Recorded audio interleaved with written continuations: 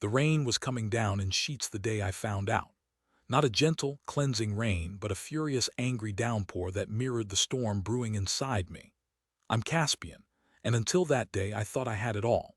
A decent job as a landscape architect in Seattle, a comfortable home in Queen Anne, and a wife, Isolde, whom I adored. We'd been married for 15 years, a milestone I thought we'd celebrate with joy and gratitude. Isolde worked as a marketing manager for a tech company downtown. She was ambitious, driven, and I believed completely devoted to me. We had our routines, our inside jokes, our shared dreams of traveling the world someday once we'd saved enough. Or so I thought. It started subtly. Isolde began working later hours, claiming urgent projects and demanding deadlines. She was often distracted, her mind elsewhere even when she was physically present. I chalked it up to the pressures of her job, the relentless demands of the corporate world. I tried to be supportive, making dinner, running errands, trying to ease her burden. Then came the phone calls. Whispered conversations in the next room, abruptly cut short when I entered. Excuses about clients and colleagues, delivered with a nervous edge that set my teeth on edge. I tried to ignore it, to trust Isolde, but a gnawing unease began to take root in my gut. The final straw was her phone. Isolde was meticulous about her privacy, always keeping her phone locked, never leaving it unattended. One Saturday morning, she left it on the kitchen counter while she went to take a shower. I know I shouldn't have, but the temptation was too strong. The seed of doubt had grown into a monstrous thorny vine, choking the life out of my peace of mind. I picked up her phone, my heart pounding in my chest. It was password protected, of course. But then I remembered her birthday. I typed it in and the screen unlocked.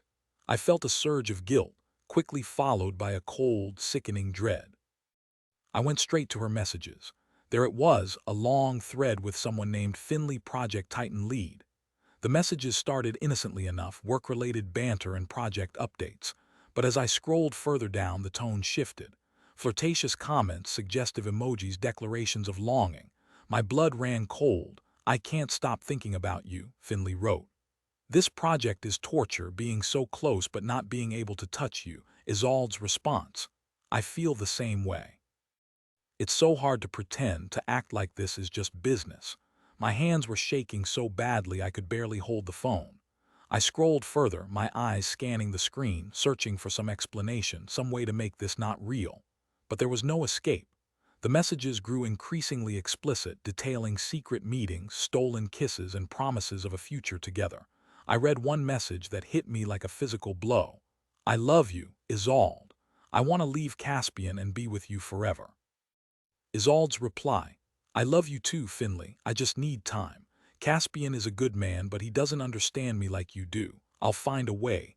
The phone slipped from my grasp and clattered onto the tile floor. I stood there, frozen, the words echoing in my mind. My wife, the woman I loved, the woman I had built my life with, was having an affair. And she was planning to leave me.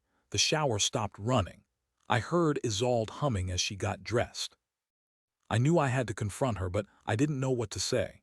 How could I articulate the pain, the betrayal, the sheer disbelief that was tearing me apart? Isolde walked into the kitchen, her face flushed, her hair damp.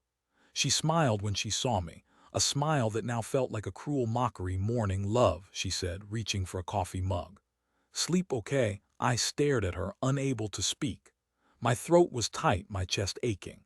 I wanted to scream, to shout, to demand an explanation. But all I could manage was a choked whisper. "Who is Finley?" I asked, my voice trembling. Isolde's smile faltered. Her eyes widened slightly and a flicker of panic crossed her face. "Finley," she repeated, her voice a little too high.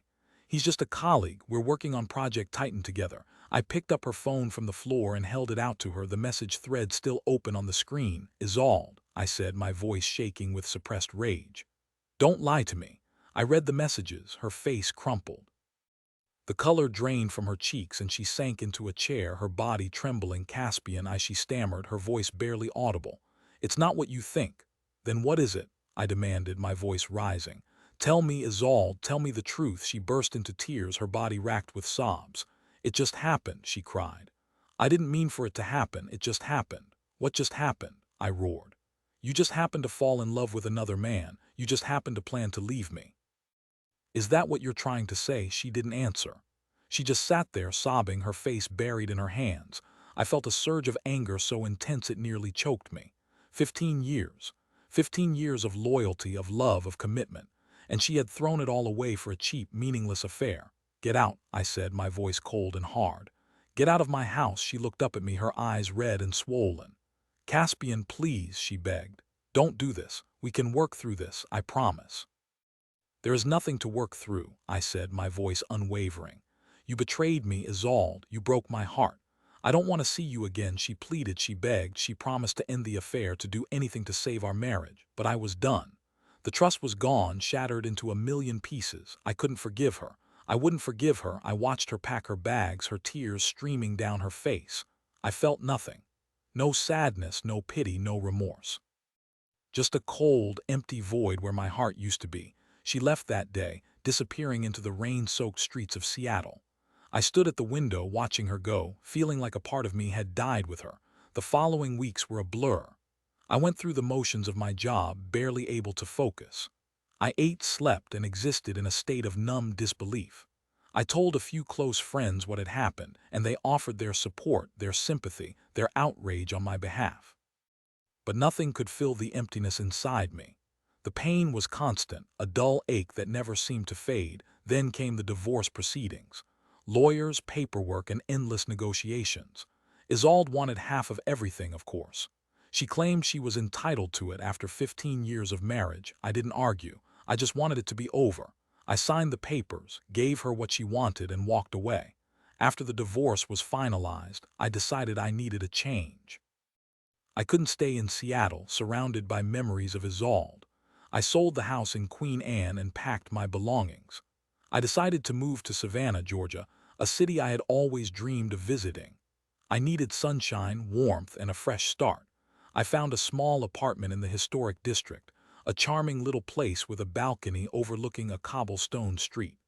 I started exploring the city, immersing myself in its history, its culture, its beauty. I took long walks along the riverfront, admiring the antebellum architecture. I visited the art galleries, the museums, the historic squares. I ate at the local restaurants, savoring the southern cuisine. Slowly, gradually, I began to heal. The pain didn't disappear entirely, but it began to lessen, to fade into the background. I started to feel alive again, to feel hope for the future. One day, while I was volunteering at a local community garden, I met someone. Her name was Genevieve, and she was a potter. She was kind, intelligent, and funny, with a warm smile and a gentle spirit. We started talking, and I found myself drawn to her. She listened to me, really listened, and she didn't judge me for what had happened. She understood my pain, my anger, my fear, and she helped me to see that I was still capable of love. We started dating, and our relationship blossomed. Genevieve was everything Isolde wasn't. Honest, genuine, and completely devoted to me. She loved me for who I was, flaws and all. I learned to trust again, to open my heart again. I realized that Isolde's betrayal didn't define me. It didn't make me unworthy of love. It just meant that she wasn't the right person for me. Genevieve and I got married a year later in a small ceremony in the community garden where we first met. It was the happiest day of my life. I had found love again, a love that was true, honest, and enduring. I never heard from Isolde again. I don't know what happened to her, and I don't care. She made her choice, and she has to live with the consequences. I'm grateful for the lessons I learned from that experience. I learned that trust is precious, that honesty is essential, and that love can conquer even the deepest betrayal. And I learned that sometimes the greatest blessings come from the most painful experiences. I found happiness again, a happiness I never thought possible after what Isolde did. But I did it. I survived. And I emerged stronger, wiser, and more grateful for the love I have in my life. Betrayal is a cruel thief that steals your peace, your trust, and your sense of self. But it doesn't have to define you. You can choose to rise above it, to heal, and to find love again. It's not easy, but it's possible.